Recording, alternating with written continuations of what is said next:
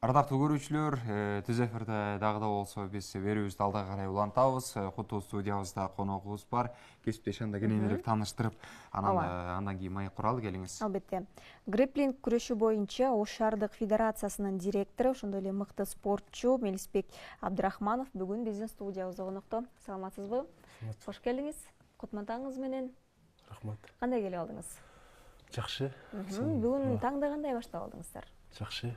Негизи спортчулардын таңы кандай башталат болду экен? Менин оюмча, бир режимде, бир эреженин негизинде жашасаңыздар керек. Эртең менен туруп, суу ичип, көнүгүүлөрдү жасап, балким ишке чуркап келип дегенде, күнүңүздөр дайыма ушундай башталабы? Ой, эми эртең менен турганда, эртең менен багымда тогуп, намаз окуп, эртең менен разинка чуркап, эртең менен жарым саат кээ басышат, чуркашат, ушундай режим менен. Ошондой режим кармаса анан кийин спортчу болосуң да.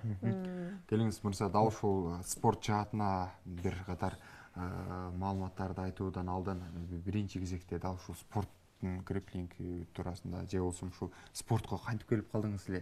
Биринчи алгачкы кадамдарыңыз боюнча айтсаңыз.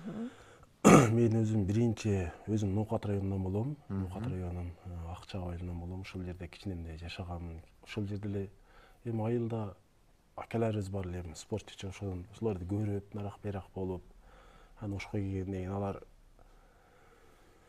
ошол залга бар, тренировка кыл деп эми көрүп чоңойгонбуз дагы. Ушундай кызыгуу, ошо бирөөгө кызыгыш керек экен да, спортко кызыгуу менен келет да. Бирдекени кызыкпасаң, бул турмушта ашпайт да бирдекечи.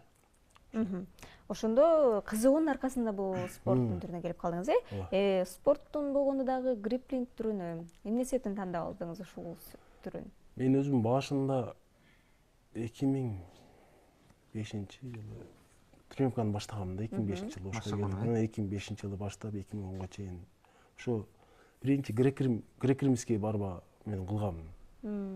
Ошо күрөш менен баштап, анан кийин ММА өнүгүп кетти биздин малда. ММАга өтүп, анан кийин ММАда урушуп жүрдүк. Ошо за границаларда урушуп жүрдүк. Чоң ареналарда урушуп жүргөнбүз убагында. Анан кийин